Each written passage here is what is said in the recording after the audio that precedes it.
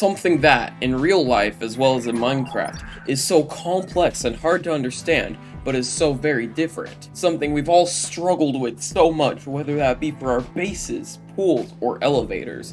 Something that is so useful and essential, the game wouldn't be what it is without it. The episode you've all been waiting for. Water.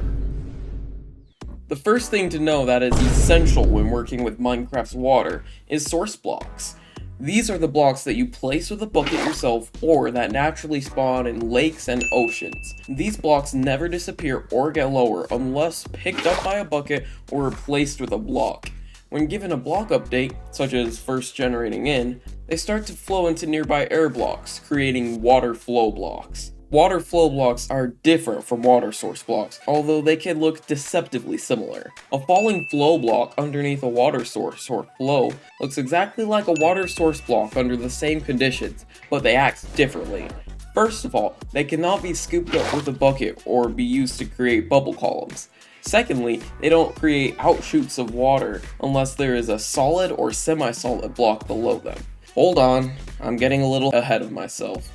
There's just so much to talk about, and no clear way to organize it. When a water source block is placed on the ground, also known as it being on the top of a non-air or water source block, then it will spread out to the 4 blocks to the side of it. That is, unless there's a height drop within a 5 block radius of the source, in which case it will only spread in that direction and will not add the other source blocks to the spread list. This is very annoying during gameplay, as the water spread is useful, either being to detract Enderman or to clear out grass and flowers.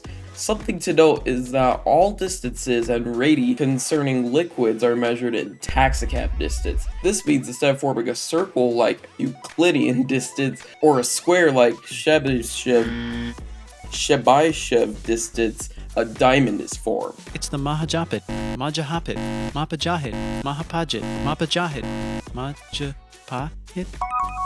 Whenever water is spread to another block, its depth value increases by 1. This value has a minimum of 0, or full, and a maximum of 7, or empty, or nearly empty actually. With lava, its max is instead 3, unless in the nether, where lava flows much more, where it is then 7. Flowing water only depletes when it touches flowing water of a lower depth. When this happens, the depth goes down by 1 until it is depleted.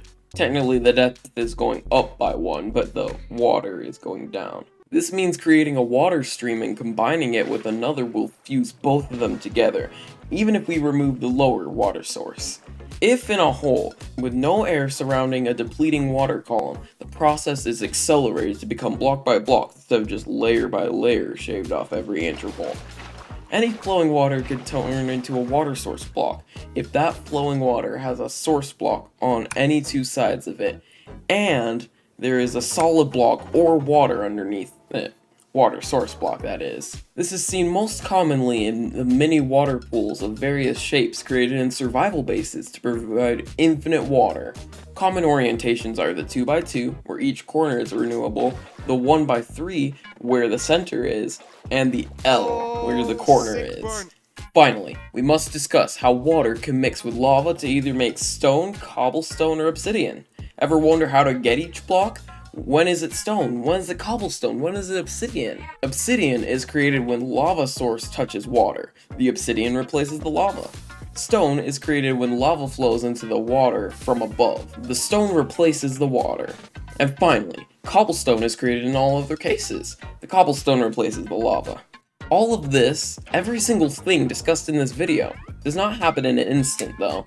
Everything described so far only happens every 0.25 seconds for water, 1.5 seconds for lava, and 0.5 seconds for lava in the nether. Hopefully this has helped you, as knowing the exact specifics of Minecraft's water can be very practical. In addition, knowing how this iconic feature works in its entirety can be eye-opening to just how incredible every little bit of Minecraft's code is. If you did enjoy it, please check out the full series and consider subscribing. Once I hit 500 subscribers, I start getting paid, and that would really help the production of this series. As always, AwesomePlayer98, out.